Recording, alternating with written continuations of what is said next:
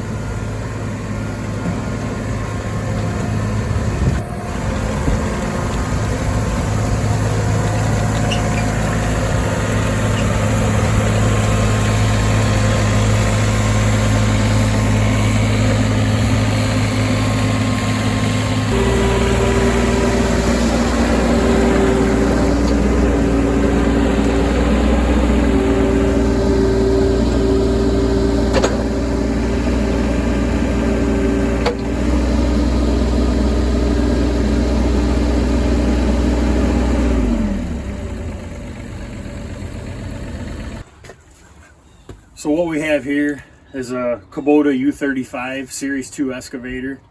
It's a nice little machine, 26 horsepower, weighs around 8,200 pounds. So you can get it in nice tight spots, but yet it's got a lot of power to do a pretty good amount of work. Belongs to a friend of mine. I've worked on it for him over the last couple of years. This past summer, late summer, he brought it to me. The engine was dying out. So what we found was the fuel filter was plugged up with some rusty debris, and the fuel filler neck on these is steel, but the tank is plastic. So we took the tank out, cleaned it all out. The inside of the filler neck was all rusty, so we replaced the filler neck, put a new fuel cap on it. But the sending unit that tells you how much fuel is in it, sends information to the gauge, was all rusted up as well, and he hadn't ordered one of those at the time. So I just cut the stem off it that sticks down in the tank. So we have a new one of those we're going to put on today, now that it's too wet around here to do anything and I got a few minutes to work on it.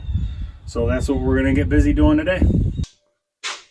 So before we get started tearing things apart, I want to get the fuel sender out of here and make sure that it's a correct sender from the best of my knowledge of when I took it apart a couple months ago. Looks like the right sender, so I think we ought to be able to tear it apart and get it replaced. Well, the first thing we got to do is get this rubber floor mat out of the way.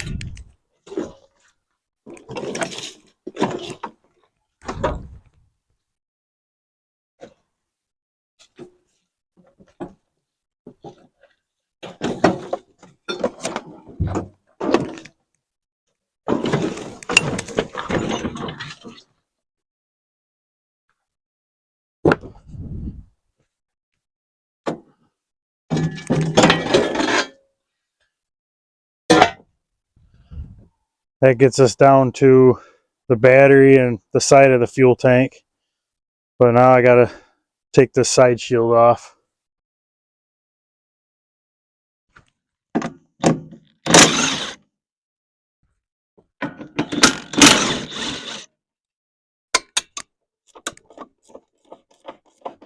Now I think we just can slide this panel off and set it out of the way.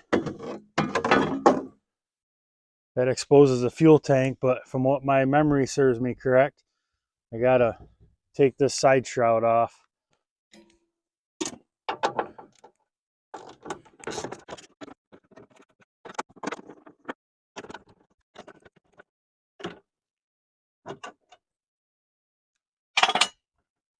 So now I think I just grab a hold of the shroud and pull it out. Set that off to the side as well. Now that exposes the fuel tank. The fuel sending unit. You can see it's right back in there, just behind the fuel filler neck. So now that we got the tank slid out, we disconnected the overflow pipe from the return line from the engine to the fuel tank. We have the electrical wire that sends a signal to the fuel gauge to disconnect. And it's proven to be a little bit difficult one-handed. There we go, we got it. When I put it back together before, I left the ground wire off so that way it didn't complete the circuit and by chance if it shorted out or something. So now that we got the mounting nuts and washers all off, we'll remove this. But before we do, you always want to make sure you pay attention to how things come apart. Note the terminal connection on top of the sender is pointing at the 12 o'clock position or towards the center of the machine. So that's critical to make sure you get your wires and everything all hooked back up the way they should be. But we're going to go ahead and remove this. This is the stem right here where my finger's pointing that I cut off because it was all rusted and we didn't want any rust in the tank or limit the amount of rust that could get in the tank. So we're going to set that off to the side, get the old gasket off of here.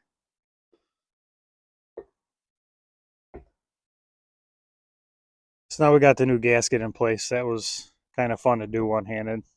But now we can locate the fuel sender, get that lined up, put in place. So now before we tighten down the nuts for the sender unit, we're going to hook up the power wire and the ground wire. This ground wire goes on one of the studs underneath the nuts. And that's where the ground comes from. So we're going to tighten that up. Make sure we got a good ground there. And then we can tighten down the rest of these. So before I button it up even more, I went and got a 5-gallon can of diesel fuel and put in it. And just wanted to make sure. And now she's reading 3/4 of a tank of fuel. So we know definitely that the fuel sender is working. So now with that said, we're going to button up the tank in the reverse order that we took it apart. Well, I'm glad that repair is done. I'm glad the sender is back in and the fuel gauge works. So now I don't have to worry about running this thing out of fuel somewhere out there when we're working with it. So I think we'll get it put back in the barn and wait for it to dry out or freeze, and then we can put it back to work for a little bit. So I think I'll take you around and show you just what we've been doing with it here around the farm. So let's go.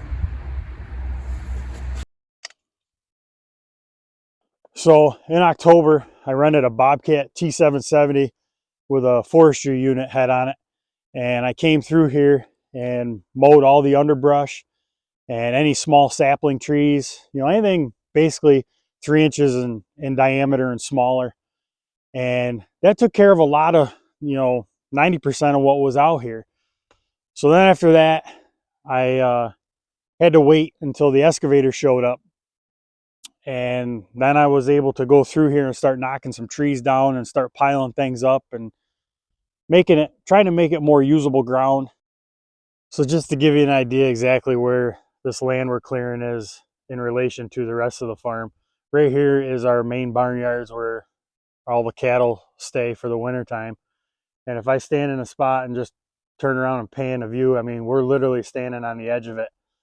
So that's why it's imperative for us to get this land cleared and make it useful, because it's literally off, our current barnyard setup. And this is going to allow us to be able to graze our cattle more effectively and more than double what we have here as far as grazing land for them already. And it's just something we need to do. It's good land management. So you can tell by the size of this brush pile behind me, we've done a pretty good job so far of what we're trying to do out here. We've only been at it about a month. I got 4 other brush piles, a little bit smaller than this one, but we're going to keep adding to them. The main purpose of this is to recoup some land that was not useful. It was all dense woods. And for those of you who are familiar with the emerald ash borer, they're an invasive species that has moved in here in the last, I'm going to say 5-6 years, and just have really devastated the ash tree population around here. And it seems like many times a year I'm out here trying to fix fence, and because of ash trees falling, taking out the fence. And that's not a very fun job to do when it's 20 degrees out and 2 feet of snow and you got cattle that are out here, and luckily they haven't figured out that the fence is down. So we're trying to mitigate that problem. So we've done a good job at clearing it out so far, but there's a lot more to do. Check this out. There's still a little bit of steam, smoke coming off of this pile. This brush pile was burned over a month ago. So it just goes to show you how much heat is retained in these brush piles after you burn them. Well, we're pretty well set here on the farm when it comes to the livestock. It's basically just daily chores now. We'll be that way until late March, early April, when the broiler chickens show up, and we'll get them ready for the summer market season. Pigs will show up as well, late spring, early summer. So in the meantime, we're just going to work on our projects we have going on around here. Hopefully it'll either get cold and freeze, or it'll dry out a little bit and we can get out and pile up some more trees. So with that being said, if you like the video, give it a thumbs up. If you like our channel, like I said earlier, please subscribe, tell your friends. We're trying to grow. And with that, we'll see you next time.